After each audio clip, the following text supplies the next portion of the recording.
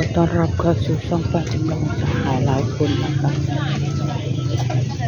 ตอนนี้ก็มาตลาดบ้านกกตูมค่ะ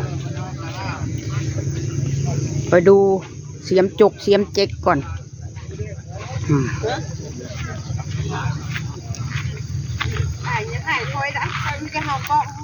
โอ้ยคอยบ่ท่ายดอกคอยก็เล่งไปต้นหน้าคอยนี่เจ้าก็บึ้งนะกว่า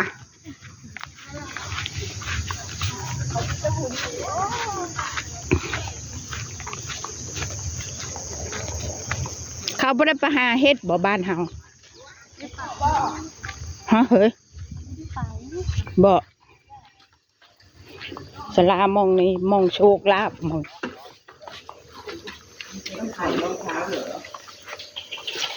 ทอดรู้แล้วคือดำอยู่ค่ะเขาก็ทอด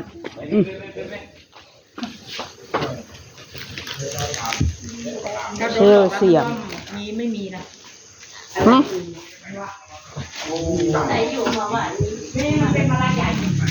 ไม่เห็นมีเสียมได้ใส่อยู่ทางเลย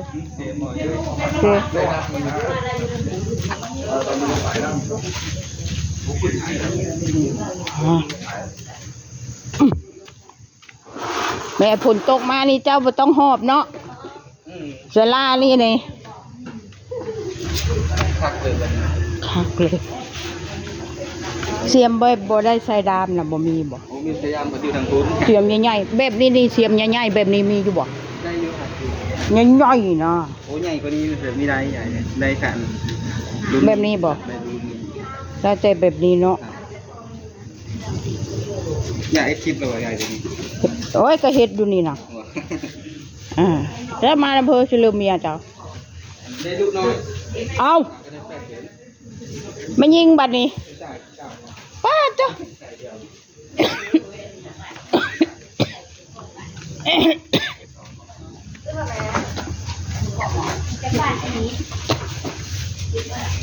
เดี๋ยวไปหาหมองเปลือกเสีย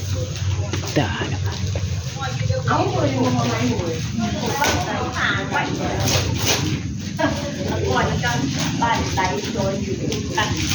มีอยู่มองเลย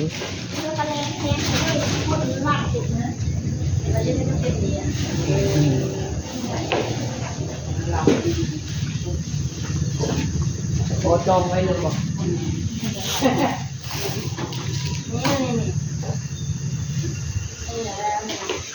ชื่ออะไรยาย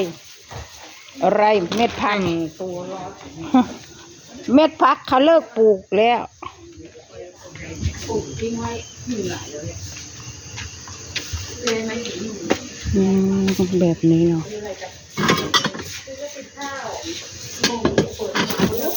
ใหญ่กว่านี้บ่มี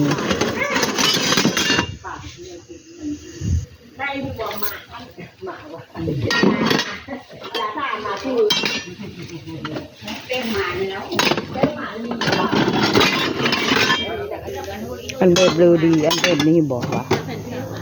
แบบนี้คือชิฮักใช่ปะ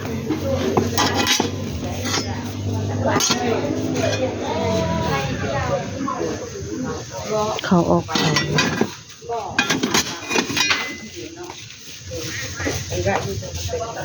แบบนี้ลองดูได้จะเขียนน้อยเนาะนั่นแหละเขียนใหญ่ๆเห็นไหมเนาะก็เห็นตะกี้เสียมใหญ่ๆเพราะว่าเนี่ยแต่เสียมใหญ่โอ้ใหญ่จ้ะมีอะไรเสียมใหญ่ลอยเลยกินใหญ่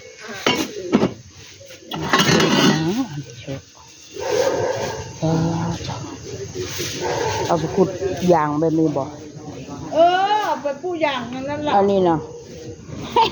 สามบาทที่พ่อโอ้โหใหญ่มากค่ะ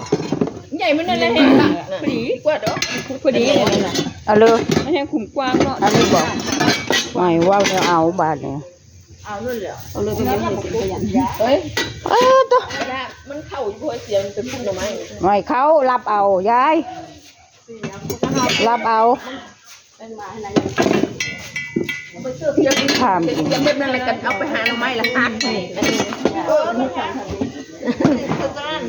ย่านเขางัดกดอันนี้มันเลย มันบ่ฮักอันนี้น่ะเขาขุดอันนั้น พูดหยังเว้าเบิ่งดู ทุกอย่าง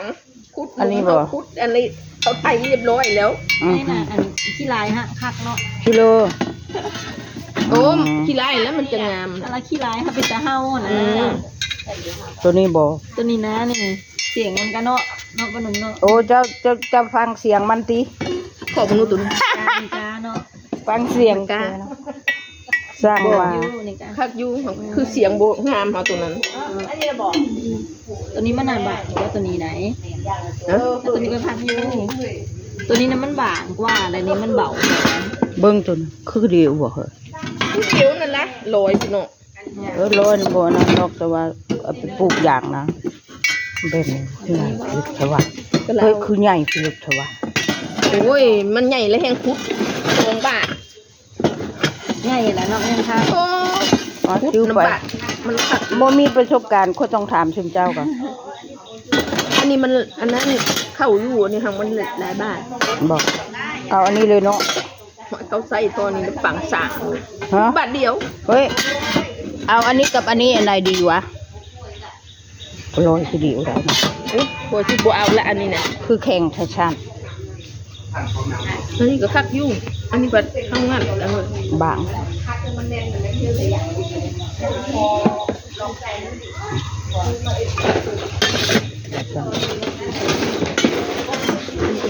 บาท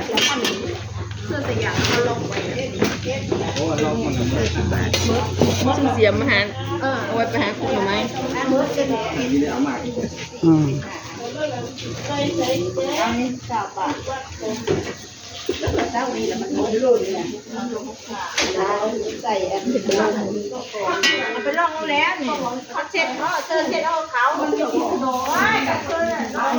เอ๊ะจะเอาเสียมมันนี่บ่บุคุดอย่างเสียมแบบเลยเจ้าชื่ออ่า มันใหญ่ได้ใหญ่พวกเลยมันสุดเลยนะ เนาะ มันได้ใหญ่พูดมันเสียกับลังมันได้ใหญ่แล้วกันอันนั้นประเด็นนี้ไปมีมาก จะไปว่า2 บาทฮอดโลดเขาวะ จะไม่กินบ่ ฮะ จะไม่กินบ่ มีลูกลังเหรอ พวกจะเป่าในใหญ่ดูลังนะ เอาน้อยบ่ โอ้ น้อยหลายบาทก็ช่างเถิดเนาะเขาต้องถามเจ้าไหมเจ้าเคยปลู ให ก ญ่นะมันคุดนะไม่ปวดดินลูมดินนะใช่แล้ว เมดอยู่ ลูกลังไหม แล้วน้อย ชื่อคือ 10 บาท โอ้ลูกมันกัน อะไรระหว่างอันนี้กับอันนี้น่ะดีวะ อันนี้ดี บ่แม่นบ่มันสิหักมองนี่ มาชื่อ เขาโจเด้ โอ้จักแล้วค่อยใช้น่ะค่อยไม่คักอันนี้นะไอ้ผู้เฮาอันเฮาซื้อบองมาไกมันจะยะ อันนี้เด้ซะอันนี้เด้ซะ อันนี้ก็คักอยู่ อันนี้มันสิบ่หัก โอ้ยก็งับนั่นบ่ยะ เขาบ่ได้ อ๋อ มาเล็ก เอาอันนี้ดีกว่าเพราะว่าอันนี้ละขัก ๆก็ นะ แม่นแล้วเอาไปซับหน่อไม้สิค่ะ มันหนาพร้อม จุบเลย ชื่อเสียมมาเลยเสียมขยันจะเอาอันนี้ดีกว่า เอาเสียมแล้วเนาะ ตุ๊บ อันนี้ ตุ๊บ อยากไปซับหน่อไม้ โอ้หน่อไม้สิบ่มีปัญหาดอกเสียมอะไรก็ได้ แต่ว่าเอาเสียมนี่ไปงัดบ่ได้ด่ะ เอามืองัดเอา งัดไม่ได้ยายทุกคนเยอะแยะโอเคขอจบคลิปแค่นี้ค่ะ ไปงัดรถนี่เต็ม